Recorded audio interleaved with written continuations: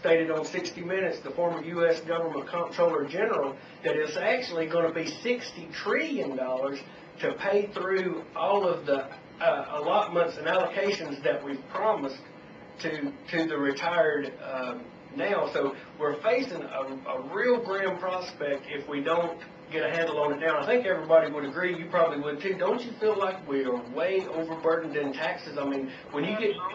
Absolutely, we're taxed into poverty. If we could keep some of our own money, and I'm going to say something here that a lot of people is probably not going to agree with. I've looked at some of the other countries' programs, Canada, France. They have health care. Those countries seem to be able to manage it. If we could do something like that, it would be great. But my faith in the federal government, of the way they spend money and the way they do things, look at how they handled Katrina, that if we turn it over to them to give us a federalized health care system, that with their track record, it will probably turn into just some sort of humongous bureaucratic nightmare. Well, the price of gasoline, I noticed that ours is going up, and there's a lot of people that have the false impression thinking that it's the government that's raising this up, which it's not. And I agree with you on there that it's the falling dollar that's causing it. Because I know for a fact in Germany they paid $5 a gallon for the last 15 years or more. In Canada, 1 gallon of gas has been over $4 for the last 15 years or more. And I'm just curious, what's been holding our gas prices down for the last 15 years? It's actually been like a false price, been holding it down and not going at market rate. Well, one reason is obviously us securing all of our oil interests overseas. I mean, we've obviously secured Iraq. We have these deals with Saudi Arabia worked out where they give us oil at a much discount compared to Europe or Russia or China. And we had a strong dollar for a long time too, and that helped us out. But you're right. My dad took me to the Middle East when I was 12, and gas here was $1 a gallon or less, and it was $3 or $4 a gallon there. So you're 100% right, and I appreciate you calling in. They're motioning to me. We're going to go to break. Appreciate you listening. Call in anytime, Randy. And the phone number here is 873-1400. Give us a call. The website's therealnewsradio.com. You can email us at onair@therealnewsradio.com, and we will be returning here in just a minute. Well, I was quick. Hello and welcome back to the Real News, 11 o'clock Saturdays. Phone number again is 873-1400. I'd like for you to call in and get involved. We've got another caller. Hello, you with us today? Yes. Thank you for calling in. What's your name, sir? My name is John Benson. I'm scheduled to be on the air to talk about immigration. I'm from American Immigration. Okay, great, John. Glad to have you with us. This gentleman's from Americans for Immigration Control. I'd like to thank you for coming on. We've got a call-in program here where we talk about current events and politics. We're real concerned with what's going on in our country with the blind eye they turn to illegal immigration. Last week we did a big segment on the program, John, and we had some call-ins. We had people that were very concerned. So I'd like to just give you this opportunity to tell us a little bit about yourself, a little bit about your organization, and how we can get involved and maybe some of the changes that you're making. Okay, well, we're trying to encourage Congress to pass laws to strengthen borders and to beef up our internal enforcement to deal with illegal immigration. So I believe you're based in North Carolina, is that correct? Yes, sir. You've got a terrible problem there, and it's really just getting out of control.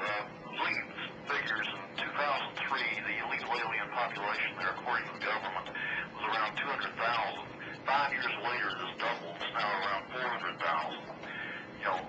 We're facing a pretty bad recession, perhaps, but still we're letting people flood into our country to take our jobs, to take our welfare benefits. We just can't let this go on any longer. And so we're trying to encourage members of the House to get behind Heath Shuler's bill. He's the congressman from the 11th District of North Carolina. His bill would require businesses to participate in the E-Verify program, which will allow them to check the legal status of their employees, make sure they're not hiring illegals. This is crucial. We haven't had this in the past. We need it now. Well, that's great.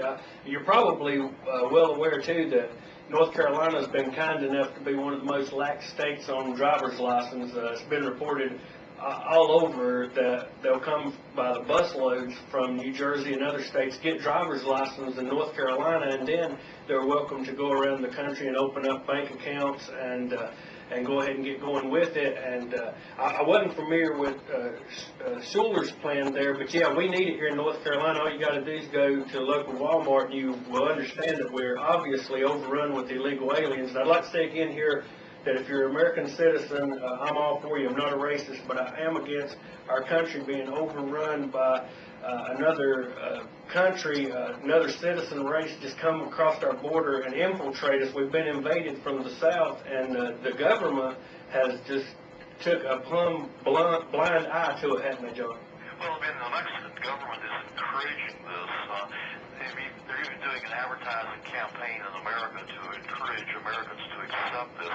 Basically, the elites of Mexico want to get rid of what they see as their excess people. They don't want to deal with the problem down there. Mexico potentially could be a wealthy country, but the way things are set up now, the elites control things, and they don't want the average person in Mexico doing well. They just want to kick them up here so they can maintain the status quo. We will do a favor to Mexico and other countries in Latin America if we will control our borders and force changes down there. But if we don't do that, nothing's ever going to change down there. John, would you have anything you could add to the North American Union? You know, the elite in this country are slowly trying to float the plan to secure Mexico's southern border and build the NAFTA superhighway. Lou Dobbs has reported on it. A lot of people don't know about it, but do you agree that there is really a broad plan to make Mexico and the United States and Canada one country without borders? I believe that what the elites of our country want to do is to merge us into a relationship like the European Union. Yes. And with the European Union, they took it in steps, and they always denied what their goal was, common currency, and basically just merging the countries pretty much into one. They're denying it now, but frankly, I don't believe them. You've seen the statements of George Bush. He refused to deny at one point that this was going on. He just said, I'm not even going to deal with that. Well, why couldn't he simply deny it if it's not true? Yeah, it's true.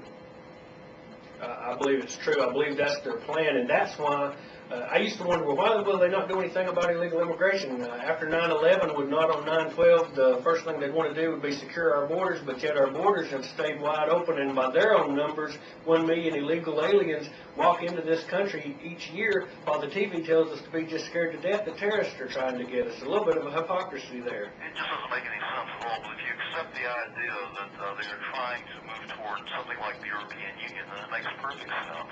That's right. And it's not going to stop unless the citizens rise up and affirm that we're going to live under a democratic relationship, not the rule of elites, but the rule of the people.